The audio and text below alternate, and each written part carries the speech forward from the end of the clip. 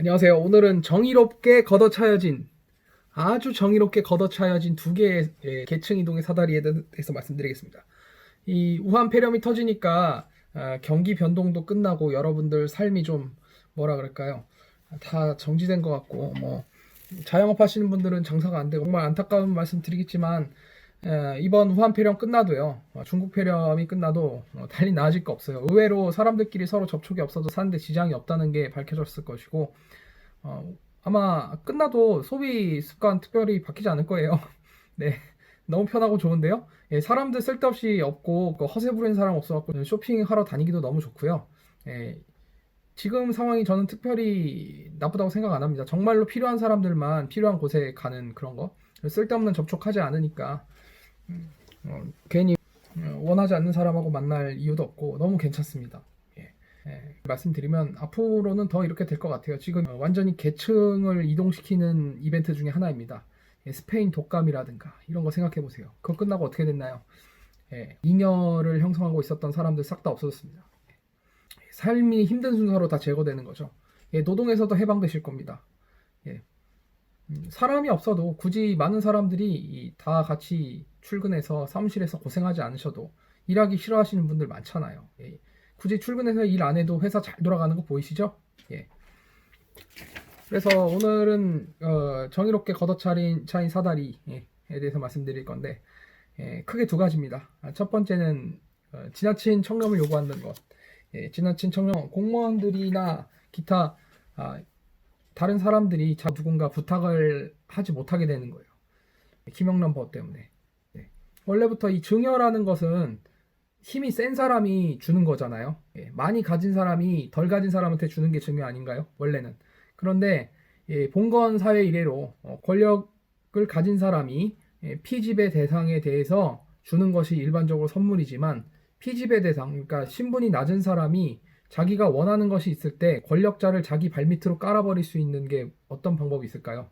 증여입니다. 왕이라고 하더라도 불가촉 천민이라고 말하는 사람이 와서 사정이 되는 만큼 어떤 선물을 하면 왕도 하는 말을 들어줄 수밖에 없습니다. 그게 바로 선물의 기능입니다. 그런데 이제 그게 불가능해졌어요. 선물하면 다 잡아간다면서요. 도덕적인 잣대를 대가지고 선물하면 잡아간대요. 선물을 해서 돋보이는 방법이 없어졌으니까 정말로 실력만 남는 겁니다. 정말로 실력만 남아요. 실력 있는 사람들만 인정받게 되고 얼마나 깨끗합니까? 뇌물로 매수할 수가 없어졌습니다.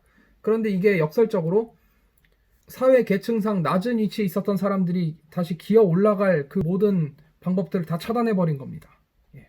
선물을 줘서 돋보이는 무대에 쓴다든가 선물을 줘서 실력이 좀 모자라지만 그래도 어느 집단에 속해서 일을 하게 된다든가 이런 기회 다 박탈됐습니다. 예전에는 받는 사람만 혼자서 책임지고 그렇게 떠나는 것이고 주는 사람까지 책임을 물어버리니까 어떻게 되겠습니까? 그러면은 어떻게든 돋보여가지고 위로 올라가려고 하는 그 계층 간의 이동을 하기 위해서 발버둥을 치는 사람들한테 불가능해졌습니다. 그게 딱 막혀버렸습니다. 너무 감사합니다. 그래서 밑에서 올라오지 않으니까 위에서는 계속해서 유지되는 겁니다. 밑에서 치고 오지 않으니까 윗계층은 아주 단단해요. 쓸데없는 도전을 방어할 필요가 없으니까 삶이 너무 편합니다. 아주 고마운 법이에요. 김영란법은. 힘 가지고 있는 권력자들 입장에서는 너무 괜찮은 법입니다. 두 번째, 높은 상속세. 상속세가 굉장히 정의롭다고 생각하세요? 제가 보기엔 그렇지 않는 측면이 더 큽니다. 어떤 측면이 크냐면요. 상속세라는 거는 돌아가신 분이 아껴 써서 모아놓은 재산을 국가가 뺏는 겁니다. 유가족들 입장에서는 자기의 소중한 가족이 죽어서 슬픈데 무덤에다가도 세금을 매기는 거랑 똑같은 거예요. 근데 이게 어떻게 되는지 아세요? 사회 계층 간의 이동을 위해서 부르주아 계급의 유산을 국가가 강탈해서 노동자 계급에게 분배한다. 이게 상속세의 현대적인 의미가 되어 있는 것 같은데 미안하지만 그런 일은 일어나지 않습니다. 일단 상속세라는 거는 다들 외아들만 있는 거 아니잖아요. 기본적으로. 모든 집집마다 다 외아들만 있는 게 아니라 아무리 부유한 사람이라도 상속이 일어나면 재산이 다 갈기갈기 찢어집니다. 예전같이 막 8남매 10남매 하던 사람들은 만석군 집안 자식이 10명이면 만석군 집안이 천석군으로 나뉘고 그 다음 때는 천석군 집안이 또 자식이 10명이면 백석군으로 떨어지나요? 계속해서 내려가는 겁니다. 그래서 어느 정도 규모의 경제를 발휘할 수 없는 경제 단위가 되어버려서 부자를 없애고 그리고 그 밑에서도 기어오르지 못하게 하는 겁니다. 여기서 진짜 현대적으로는 어떤 식으로 되냐면 어느 정도 경제 성장이 멈추고 나서부터가 진짜 문제가 시작됩니다.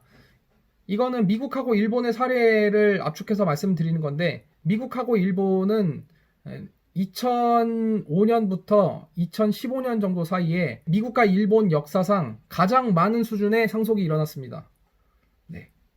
그래서 돌아가신 분들이 상속을 하거나 죽기 전에 미리 자식들한테 나눠주고 자식이 꼴 보기 싫으면 손자들한테 대습 상속을 하는 그런 선택을 하게 됐습니다. 네. 그게 왜 일어났을까요? 할아버지 할머니들이 수명이 길어져서 그냥 자기가 죽을 때까지 쓰면 되는 걸 왜 상속을 하게 됐을까요? 상속에 관련된 법령이 굉장히 완화됐기 때문입니다. 그래서 미국하고 일본이 2005년에서 2015년 사이에 굉장히 많은 상속이 일어났습니다. 근데 미국이 왜 그렇게 했을까요? 정치적인 이유로만 그랬을까요? 경제적인 이유도 있습니다. 미국이 가장 경제 성장이 활발했던 시기가 언젠가요? 미국의 경제 성장이 잘 됐던 시기가 전쟁 때였습니다. 전쟁 때는 그냥 국가가 계속 돌아다니면서 전투기를 100개 1000개 싣고 뭘 만들어도 다 부족하니까 무조건 만들려고 발주를 그래서 제조업을 하시는 분들은 공장에서 하는 일을 하고 있으면 그게 그냥 전쟁이었어요. 그래서 자연스럽게 노동력도 많이 필요했고 자본가들이 가지고 있었던 돈들이 다 노동자 계급으로 넘어갔습니다. 제조업의 붐이 일어나서 그때부터 쌓인 재산들을 가진 사람들이 죽기 시작하는 타이밍이 나왔습니다. 그때 젊은 시절이어서 한참 돈을 번 사람들, 그 사람들이 다음 세대한테 자산을 물려주는 거. 두 번째 이유는 뭐냐면 과거 어느 시절에 비해서 젊은이들의 소득이 줄었기 때문에 앞세대보다 뒷세대가 못 사는 거예요. 미국, 일본 공이 일어나는 건 버블 시대 때 앞세대보다 뒷세대가 돈을 못 벌어요. 뒷세대가 앞세대를 먹여 살릴 방법이 없어지는 겁니다. 도쿄 23구 내에 방 한 칸 없는 일본 사람들 정말 많고요. 월세도 그러니까 매월 월급이 딱딱 입금이 안 되면 당장 사는 집에서 쫓겨나야 되는 일본 사람들 엄청나게 많습니다. 그래서 일본이고 미국이고 앞세대보다 뒷세대가 돈을 못 벌기 때문에 선택지가 뭐냐면 할아버지 할머니의 돈을 손자한테 직접 쏘게 만드는 세제를 만들 수밖에 없었습니다. 완화하게 된 겁니다. 상속세 세율 자체를 낮추는 게 정치적인 이유로 힘들다 하는 경우에는 자꾸 특례를 만들었습니다. 대표적으로 일본에서 어떤 특례가 있었냐면 우리나라 같은 경우에는 부동산 보유세를 어떻게 매기죠?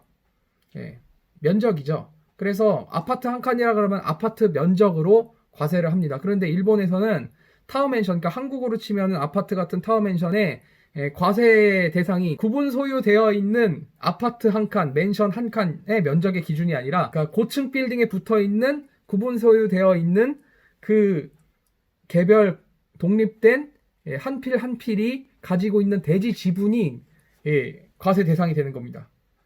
그래서 부자들이 어떻게 상속을 하냐면 타워맨션을 잔뜩 사가지고 자식들한테 주는 거예요. 그러면은 같은 부동산을 땅으로 물려주는 것보다 대지 지분이 적은 아파트 형태로, 그러니까 타워맨션 형태로 물려주는 것이 더 득이 됐어요. 그걸 사놓고 가만히 기다리면 그게 유리하다는 생각이 드니까 타워맨션이 엄청나게 많이 팔렸습니다.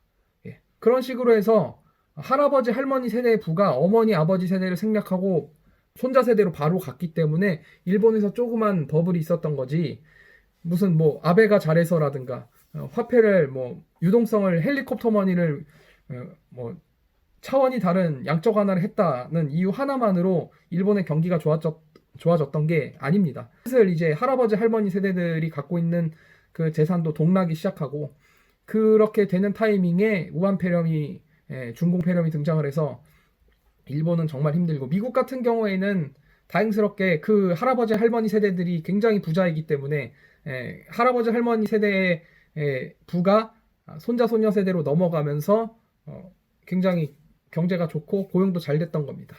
그래서 상속세가 어느 순간이 되면 경제적인 이유로 낮아지는 것이 순리인데 그러니까 일본에서도 사회주의적인 세력이 집권을 했을 때 있었던 일인데 상속세를 많이 매겨서 부자들의 돈을 가난한 사람한테 나눠주자라는 생각을 가지고 굉장히 그 분배적인 정책을 쓴 결과 부자들이 일본을 다 떠났습니다. 여러분이 알고 있는 일본제 제품을 만든 창업 세대들은 대부분 지금 일본 사람이 아니에요. 제일 많이 이상한 곳이 싱가포르, 스위스라고 하더라고요. 예, 상속세가 너무 비싸다 보니까 죽기 전에 국적을 바꾸고 죽는 것이 자식들한테 가장 상속세를 많이 내지 않게 만드는 그렇게까지 합니다. 그렇게 상속세가 비싸면은 부자들이 행동 패턴이 바뀌어요. 그러니까 자기가 번 돈을 유지하기 위해서 기업 활동을 할 생각이 없어집니다. 예를 들어서 기업 활동을 해서 갑자기 기업 가치가 폭증이 돼서 주식을 물려줬는데 상속세를 자식들이 많이 내게 되잖아요. 그렇게 되기 때문에 그냥 결론적으로 자식들한테는 부모님이 물려준 재산으로 교육받고 어디 취직해서 하는 것보다 그냥 부모님이 물려주는 돈을 까먹는 게 득입니다. 저는 일본에서도 일을 안 해도 먹고 살 수 있는 사람들이 제 친구 중에 굉장히 많거든요. 이런 사람들의 생활 패턴은요, 보통 일본 사람들하고는 굉장히 다릅니다. 서로 만날 접점 자체가 없어요. 그러니까 다른 일본에서 사는 유튜버들 보면은 일본에서 미안하지만 정상적인 메이저 사회에 속해 있지 않다는 걸 내가 직감을 하는데, 그러니까 돈을 위해서 일하지 않는 계급들이 있어요, 일본에는. 그래서 이런 친구들은 생활 패턴이 어떠냐면, 겨울이 되면 춥다고 오키나와 가서 살고, 그리고 벚꽃이 제일 먼저 피는 데가 오키나와니까 벚꽃이 피는 순서대로 그냥 일본 국토를 횡단을 합니다. 그러다 일본이 재미가 없어지면 해외여행 잠깐 갔다 오고 또 돌아와가지고 가을은 살기 좋으니까 도쿄에 있다가 또 겨울 추워지면 또 오키나와 갑니다. 오키나와 한 달 가 있는 건 그런 패턴을 가지고 있는 일본 사람들은 그런 겁니다. 자식들이 손자 손녀들이 어디 회사에 들어가서 엘리트 셀러리맨이 된다거나 부모님 사업을 경영을 하면서 막 확장을 할 필요가 없어요. 그냥 유지만 하면 되는 거야. 심지어는 일을 안 하는 게 더 득이에요. 일을 많이 해서 소득이 높아지면 소득세를 내고 부모님의 재산이 늘어나니까 상속을 받게 되면 상속세를 또 내야 되는 거야. 그러니까 일을 할수록 손해가 나니까 그냥 어머니 아버지가 준 재산을 까먹는 걸 인생의 유일한 목표로 삼는 거예요. 세금을 안 내면서 그냥 부모님 재산을 까먹는 게 그 사람들한테 유리한 거야. 그래서 좋은 집에서 태어나서 좋은 교육 받고 머리도 좋고 신체도 건강한 사람들이 그냥 놀아요. 일 안 합니다. 일할수록 손해니까. 일할수록 세금만 더 내게 되니까 결과적으로는 그렇게 열심히 공부해서 똑똑하고 돈도 많은 사람들이 사업을 해서 사업을 성공시키기 위해서 사람도 고용하고 기계도 사고 공장도 짓고 돈 벌면 또 땅도 사고 집도 사고 이래야 되는데 일본이 그렇게 됐고 한국이 지금 그렇게 되고 있는 것 같아요. 수저 색깔이 안 바뀐다 그러는데 수저 색깔이 바뀌지 않는 이유는 김영란법하고 높은 상속세 두 가지가 이유라고 봐요. 그래서 그냥 노력을 하는 것보다 있는 사람이나 없는 사람이나 노력을 해도 쓸모가 없어지는 그렇게 되는 거예요. 진짜 돈 있는 사람들은 또 사업을 안 해요. 사업을 안 하니까 없는 애들끼리 사업을 하고 그러잖아요. 없는 돈으로 사업하다 보니까 성질도 이상해지고 뭐 열정페 이런 거 막 나오고 그 투자 사기 이런 거 나오잖아. 자산을 가지고 있는 사람들한테 높은 상속세를 매기면서 결과적으로 손해를 보는 거는 그 상속세를 많이 매기는 사회 자체예요. 그러니까 더더욱 그 수저 색깔이 안 기회가 더 없어지는 거예요. 아니라고 생각하는 사람들 친구 데려와셔서 밑에 댓글 좀 써주세요. 좌표 좀 찍히고 싶습니다. 진짜예요. 좋아요, 싫어요, 댓글 달기, 구독, 알람 설정, 멤버십 가입. 이것 중에 아무것도 안 하고 가는 사람은 진짜 재미없는 사람이에요. 그렇게 뭐 살아왔기 때문에 지금 생활이 별로 만족이 안 되는지 모르겠지만 그러니까 정의로워 보이는 애들 얘기 듣지 마세요. 거의 다 쓸모없는 거예요. 정의로운 주장 계속하는 사람들 공통점 뭔지 아세요? 맨땅에 헤딩해갖고 그 나라 돈 10원 한 장 벌어본 적 없는 사람들이야. 유럽에 갔더니 이렇다더라. 그 사람들은 그 나라에서도 손님이었고 한국에서도 손님입니다. 손님 인생.